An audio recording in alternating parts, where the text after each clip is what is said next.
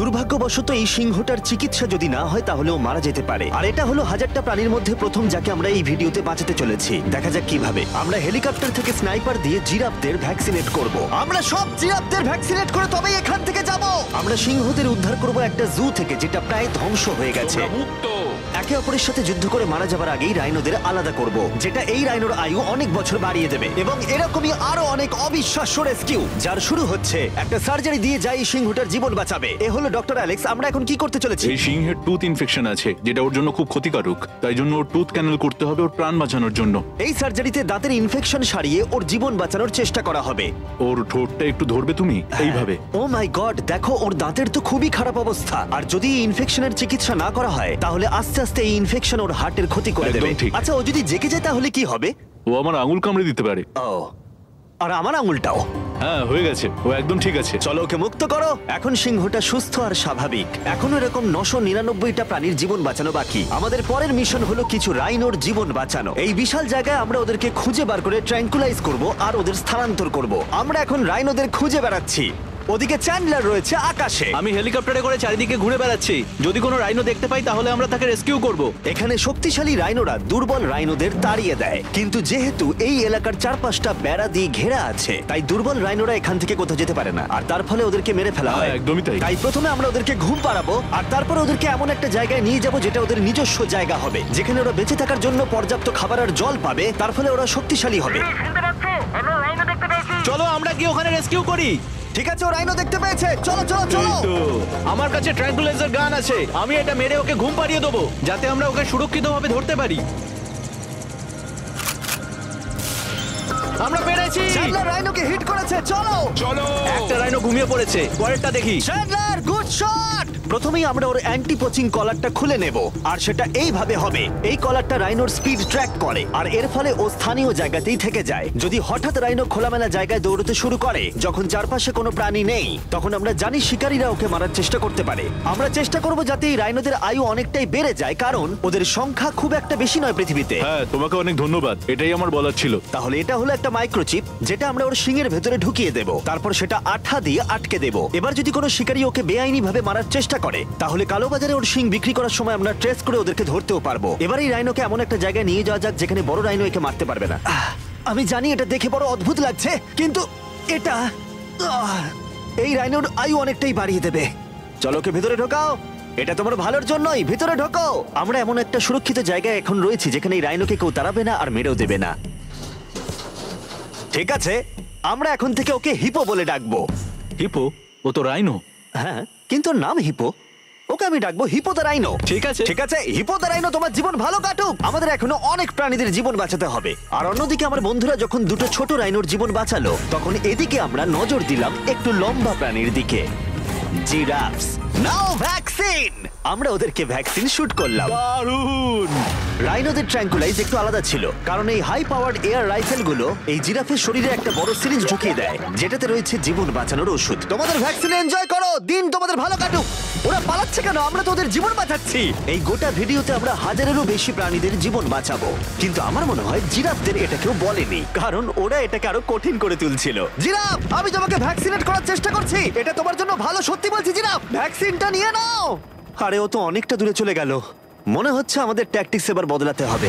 যেহেতু এই অঞ্চলটা আয়তনে বিশাল, তাই এটাই হলো সবচেয়ে সহজ পথ যাতে ওরা ভ্যাকসিনেট হয়। যদি ওখানে জিরাফদের কোনো কঠিন অসুখ হয় তাহলে কি ওরা মারা যেতে পারে? হ্যাঁ, 100% ওরা মরে যাবে। তাই নাকি? ও মাই গড, চলো আরো জিরাফের প্রাণ বাঁচানো যাক। ওই দেখো, ওখানে আরেকটা রয়েছে। আর সব জিরাফদের ভ্যাকসিনেট না করে আমরা এখান থেকে যাব না। যদিও এখানে বাতাস অনেকটা বড় প্রতিবন্ধকতা। তুমি এখন ওষুধ পেয়ে গেছো, ভালো থেকো। আমি আরো সাহায্য চাইলাম যাতে যতটা বেশি সম্ভব প্রাণীদের আমরা বাঁচাতে পারি।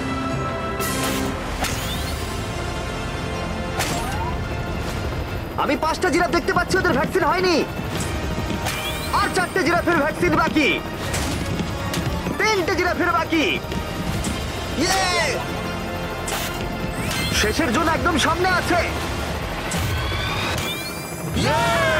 দেখো, 5 জনকে দেওয়া হয়ে গেল। আমরা ওদেরকে শুট করছি, যদিও আমরা ওদেরকে মারছি না, ওদের জীবন বাঁচাচ্ছি। ঠিক জায়গায় লেগেছে। যখন আমরা ওখান থেকে বেরোলাম তখন প্রায় 70টা জিরাফের ভ্যাকসিনেশন হয়ে গেছে। তার মানে এখন অব্দি 74টা প্রাণীর জীবন বাঁচানো হলো। আমরা দেখতে পাচ্ছিলাম আমাদের প্রচেষ্টা ক্রমশই কঠিন হচ্ছে। হ্যাঁ ওটাই তো, একদম সুস্থ হয়ে গেছে। ভাই, কে জানতো জিরাফদের ভ্যাকসিনেশন করা এতটাই মজাদার হতে চলেছে। কিন্তু এখনো আমাদের প্রচুর প্রাণীদের জীবন বাঁচানো বাকি রয়েছে। তাই আমরা সাউথ আফ্রিকায় কাজ সম্পূর্ণ করে চলে গেলাম ইউক্রেনে, যেখানে যুদ্ধ জুগুলোকে ধ্বংস করে দিয়েছে, যেখান থেকে লায়নদের উদ্ধার করে মেকশিফট শেল্টারে রাখা হয়েছে। কিন্তু যেহেতু এখনো যুদ্ধের আশঙ্কা রয়েছে, আমরা ওদেরকে অন্য জায়গায় উড়িয়ে নিয়ে যাব। তাই আমরা এই বিশাল কার্গো প্লেনটা নিয়ে এসেছি, যাতে আমরা ইউক্রেনের সীমানার বাইরে এই প্রাণীগুলোকে উড়িয়ে নিয়ে যেতে পারি। ওরা এই প্লেনটা দখল করে নিয়েছে, এখানে আর কোনো সিট নেই। 3টে লায়নই এই প্লেনে ফার্স্ট ক্লাস টিকিট পেয়েছে। আর ওয়াইল্ড লাইফ কনজারভেশনিস্ট অ্যান্থনি পেনিস্টনের সাহায্যে আমরা ওদেরকে 7000 মাইল দূরে সাউথ আফ্রিকায় উড়িয়ে নিয়ে গেলাম, এই অভয়ারণ্যে যার নাম লায়ন ওয়াচ, যেখানে লায়নরা প্রায় 14 একর মুক্তাঞ্চলে স্বাধীনভাবে ঘুরে বেড়ায়। ওইখানে একটা বিশাল বড় বাঘ রয়েছে। আরে ম্যাচ, ওটা একটা সিংহ। ও আচ্ছা। গেটটা বন্ধ করো। অ্যান্থনি প্রথম লায়নকে মুক্ত করবার পরে বাকি দুটো লায়নকে মুক্ত করতে হবে ম্যাচকে। কি, আমাকেও এটা করতে হবে? হ্যাঁ, তুমি রেডি? আমি রেডি। চলো করা যাক। চলো। ও মুক্ত। এই লায়নরা এখন যুদ্ধের বিপদ থেকে সম্পূর্ণ মুক্ত, আর ওরা স্বাধীনভাবে এখন আফ্রিকার জঙ্গলে ঘুরে বেড়াতে পারবে। এর পাশাপাশি সমস্ত প্রাণীদের জীবন বাঁচানোটাই গুরুত্বপূর্ণ। এই ভিডিওটা সম্পূর্ণ হবে না যদি না আমরা 100টা কুকুরের জীবন বাঁচাতে পারি। বেশিরভাগ ডগ শেল্টারগুলোই প্রায় ভর্তি, আর যদি এখানে ওরা দীর্ঘ সময় ধরে নিজস্ব বাড়ি না পায়, তাহলে ওরা জায়গার অভাবে একে অপরকে মেরে ফেলতেও পারে। প্রতি 5 মিনিট অন্তর একটা করে কুকুর এই অ্যানিমাল শেল্টারগুলোর মধ্যে মারা যায়। তাই এখনই আমরা 100টা কুকুরের অ্যাডাপ্টেশনের ব্যবস্থা করব। কেমন আছো বলো? হ্যাঁ ভালো ও আছি। হেই, তোমাকে আমার পছন্দ হয়েছে। তাহলে তুমি কুকুর নেবে? কি ধরনের কুকুর তোমরা খুঁজছো? আমরা একটা ছোট্ট বাচ্চা খুঁজছি। ও, একটা ছোট্ট কুকুর। দেখো ও তোমার কাছে আসতে চাইছে। পছন্দ হয়েছে? পাপ্পিকে হাই করো। তাহলে একে তোমরা অ্যাডাপ্ট করছো?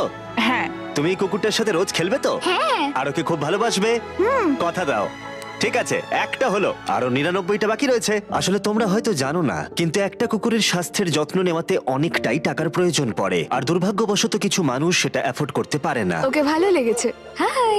আর সেই জন্যই আমি একটা গুড নিউজ ওদেরকে শোনাতে চাই। এখানকার প্রত্যেকটা কুকুরের মতোই এর মেডিকেলের খরচ আর এর অ্যাডপশনের ফি তোমাদের দিতে হবে না। ও ওয়াও। হ্যাঁ, তোমরা একে সম্পূর্ণ বিনামূল্যে বাড়ি নিয়ে যেতে পারো। ও মাই গড। Thank you. কোনো থ্যাংক ব্যাপার ইউ। নয়। এটা দেখতে সত্যিই খুব দারুণ লাগে যে অনেক কুকুর তাদের নিজেদের বাড়ি খুঁজে পাচ্ছে। তুমি এদেরকে কি করে না বলবে বলো তো? খুব কিউট। কতদিন ধরে কুকুর খুঁজছো? 3 থেকে 4 মাস হলো। ও একদম ঠিক আছে। ও সত্যি খুব সুন্দর। তোমরা একে বাড়িতে নিয়ে যাবে? হ্যাঁ। আমি এটাই শুনতে চাইছিলাম। ব্রিয়ানাকে অ্যাডপ্ট করা হয়েছে। তোমরা দুজন ওর খেয়াল রাখবে তো? হ্যাঁ। আরো অনেক কুকুর নিজের বাড়ি খুঁজে পাচ্ছিল, কিন্তু বাচ্চা কুকুরদেরই বেশিরভাগ মানুষ অ্যাডপ্ট করছিল। তার ফলে বয়স্ক কুকুররা অবহেলিতই থাকছিল। যেমন ব্লু, এই কুকুরটার বয়স 10 বছর। এখনো সে একজন ভালো মালিকের অপেক্ষায় রয়েছে। আমরা একটু বয়স্ক কোনো কুকুর ও, খুঁজছি, কি কারণ cute! আমরা খুব এনার্জেটিক কাউকে চাইছি না। তোমরা ব্লুকে দেখতে পারো। কেমন লাগছে? হাই। আমার ওকে কেমন খুব আছো পছন্দ তুমি? হয়েছে। ও কিভাবে তাকাচ্ছে দেখো। ও তো কিউট। ও তোমাদের সাথে খুব ভালো থাকবে। Thank you so much. কিন্তু আমাদের কাজ এখনো শেষ হয়নি। যত দিন যেতে লাগলো আমরা দেখতে পাচ্ছিলাম প্রচুর কুকুর তাদের ভালোবাসার বাড়ি খুঁজে পাচ্ছিল। ওকে তোমরা নিচ্ছ? হ্যাঁ নিচ্ছি। দারুণ ব্যাপার। আর খুব তাড়াতাড়ি আমরা 100 জন কুকুরের জীবন সুরক্ষিত করলাম। প্রত্যেকটা পরিবার প্রতিশ্রুতি দিয়েছে যে ওদেরকে একটা সুন্দর জীবন উপহার দেবে। এরপরে আমরা এক্সোটিক মিনিয়েচার হর্সদের জীবন সুরক্ষিত করলাম, কারণ এই সমস্ত ছোট ঘোড়াদের নিলামে বিক্রি করা হয় এদের মাংস খাবার জন্য। আর আমি দুঃখিত, কিন্তু এই সমস্ত মিষ্টি প্রাণীদের আর আমি এভাবে মরতে দেব না, তাই আমি এদেরকে কিনে নিয়েছি। আর আমরা এই প্রত্যেকটা ঘোড়াকে ওদের বাড়ি খুঁজে দেব। ও এক্সকিউজ মি, সব ঘোড়াগুলো এখানে রয়েছে। ও তোমার ও, ভালো একে লাগছে? ভালো লেগেছে। তোমাদের আরো ঘোড়া চাই? না, আমার কাছে বাড়িতে একটা আছে। তার মানে তোমরা ঘোড়া অ্যাডপ্ট করছো এর জন্য? একদমই তাই। ও তাই নাকি? যাতে ও বড় হয়ে ঘোড়ায় চাপতে পারে। ও তোমার পছন্দ হয়েছে? খুব ভালো। একে কারোর অপছন্দ কি করে হতে পারে? আমি চাই এবার ঘোড়াগুলো নিজেরাই ডিসিশন নিক যে ওরা গাড়িতে উঠবে কিনা। দেখি একটু চেষ্টা করি। আমি তোমাদের 10,000 করে দেবো যদি তোমরা গাড়িতে ওঠো। ও এটা দেখো, ওদের দেখো। এটা দেখো, এটা কাজ করেছে। তোমরা এখানে একজনকে অ্যাডপ্ট করতে এসেছিলে আর এখন দুজনকে নিয়ে যাচ্ছ। এই কি পটেটো চিপসের মতো দেখতে। এদের খাওয়া যাবে না। ঠিক বলেছো। আসলে আমি আরেকটাকে বাড়ি নিয়ে যেতে চাই না, কিন্তু তাও আমি না বলবো না। তাহলে কি তোমাদের আরেকটা লাগবে? আসলে থাক। 2 সপ্তাহ আগে এরা প্রায় বলি হতে যাচ্ছিল আর এখন ওরা ভালোবাসার বাড়ি খুঁজে পেয়েছে। এদেরকে তোমাদের পছন্দ হয়েছে তো? হ্যাঁ। ও দেখো এটা কত সুন্দর। চলো। এটাই এই ভিডিওর উদ্দেশ্য। আর আমাদের শেষ 3টে ঘোড়া অ্যাডপ্ট হয়ে যাওয়ার পরে কি মিষ্টি ঘোড়াটা, তাই না? হ্যাঁ। আমরা 4টে গাধাকে ওদের বাড়ি খুঁজে দিলাম যেখানে ওরা একসাথে থাকবে। আর এখন আমরা বিশ্বের সবথেকে বড় পাখিকেও ওর বাড়ি খুঁজে দেব। এখন আমরা আছি মায়ার অ্যানিমাল স্যাংচুয়ারিতে। আর আমার মনে হয় এটা ভাবতে খুব অবাক লাগবে, কারণ ও ফান্ড তৈরি করে একটা 24/7 টুইচ লাইভ স্ট্রিমের মধ্য দিয়ে, যেখানে তোমরা প্রাণীদের প্রয়োজনীয় জিনিসের জন্য ডোনেট করতে পারো। আর এই লাইভ স্ট্রিমে ডোনেট করা টাকা দিয়ে অনেক পশু পাখিদের যত্ন নেওয়া হয় আর এই বিশাল স্যাংচুয়ারির দেখভাল করা হয়, যেখানে প্রচুর বন্য প্রাণী আছে যাদের দেখভাল করার জন্য মায়া নিজের গোটা জীবনটাই উৎসর্গ করেছে। এসো, তোমরা ভেতরে এসো। ওই দেখো, ওই ওপরে মোমো বসে আছে। মোমো মোমো তো খুব মিষ্টি। ও স্ক্রিন পছন্দ করে। তোমার কাছে ফোন থাকলে ওকে দেখাতে পারো। তোমরা শুধু আমাদের ভিডিও পছন্দ করো তাই নয়, তার সাথে বাদররা করে দেখছি। ও সত্যিই অদ্ভুত। এ হলো উইনি দ্য মু, এই স্যাংচুরির ফান্ড জোগাড় করতে, যেটা হলো একটা non profit organisation. Winnie the Moo 24/7 live স্ট্রিমে সর্বদা থাকে। আর তোমরা যদি ডোনেট করো, যেমনটা আমি করলাম, তাহলে এরা ওর ভালো যত্ন নেবে আর ও ভালো ভালো খাবারও পাবে। এটা খুবই ভালো যে ও একটা দারুণ উপায় পেয়েছে এই স্যাংচুরিকে দেখভাল করার জন্য। এটা কিন্তু সত্যি দারুণ। হ্যাঁ, সত্যিই দারুণ। এবার আমাদের এখানে আসার কারণটা বলি। স্টম্পি নামের এমু, কি খবর? কেমন আছো স্টম্পি? স্টম্পি এখানে গরু, ঘোড়া আর ডঙ্কিদের সাথে থাকে। আসলে আমি তোমাদেরকে বলে রাখি, স্টম্পি বিশ্বাস করে ও নিজে একজন ঘোড়া, যেটা আসলে ভালো নয়, কারণ ও ঘোড়াদের খাবার খাচ্ছে। যে কারণে আমি আর লোজ মায়ের সাথে পার্টনারশিপ করে একটা এমন স্যাংচুয়ারি তৈরি করব।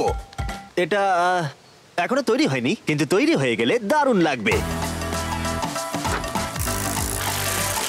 এর সাথে লোজকে আমি একটা বড় ধন্যবাদ জানাতে চাই, যার জন্য এই প্রজেক্টটা সম্ভব হয়েছে। লোজ এই কাজটা করতে শুরু করেছে বন্যায় এই এলাকাটা ক্ষতিগ্রস্ত হবার পর থেকে। আর এই বছর লোজের 10 মিলিয়ন স্কোয়ার ফিট জুড়ে কাজের একটা অংশ হলো এই স্যাংচুয়ারির অবস্থার উন্নতি ঘটানো। আমরা স্টম্পিকে কিভাবে আরো সাহায্য করব? আগে আমরা এখানটা বেড়া দিয়ে ঘিরে দেবো। আমি এর আগে কখনো বেড়া তৈরি করিনি। ঠিক আছে, প্রথমে বেড়াটাকে সোজা করতে হবে। মায়া, তুমি কি করে এত সহজে কাটছো? মায়া, তোমার সামনে আমাকে দুর্বল লাগছে। যখন এখানে কোনো প্রয়োজন পড়ে, লোজ সাহায্য করতে এগিয়ে আসে। এমনকি স্টম্পির জন্য বেড়া তৈরি করতে হলে আমরা এখানে গাছটা পুঁতবো, একটা গর্ত করো। হ্যাঁ, Yes, ma'am. এখানে। তোমাকে একটা অবলং শেপ বানাতে হবে। আর একটা প্রশ্ন, এই অবলংটা আসলে কি? হট ডগের মতো। ঠিক আছে, আমি বুঝতে পেরে একদম। গেছি। ভালো করে খোঁড়ো, এটা হচ্ছে না। এই তো খুব ভালো। ভালো করে মাটি বার করো, তারপর এটা পুঁততে হবে এইভাবে। আর যদি তোমরা জানতে চাও লোজ কিভাবে তার সাহায্যের হাত বাড়িয়ে দেয়, তাহলে ডেসক্রিপশনের লিংকে ক্লিক করো অথবা এখানকার ওয়েবসাইটে যাও, আর সেটা এক্ষুনি। এবার আমরা দেখবো স্টম্পির জন্য নতুন বাড়ি কেমন হতে পারে, আর ওর সাথে ওর নতুন গার্লফ্রেন্ডেরও পরিচয় করে দিই। তুমি এখন মুক্ত। তোমার নতুন বাড়ি তোমার কেমন লাগছে বলো স্টম্পি? আমি শুনেছি তোমার গাছ ভালো লাগে, তাই আমরা বেড়ার চারপাশে প্রচুর গাছ রেখেছি। হাই, তোমার কেমন লাগছে?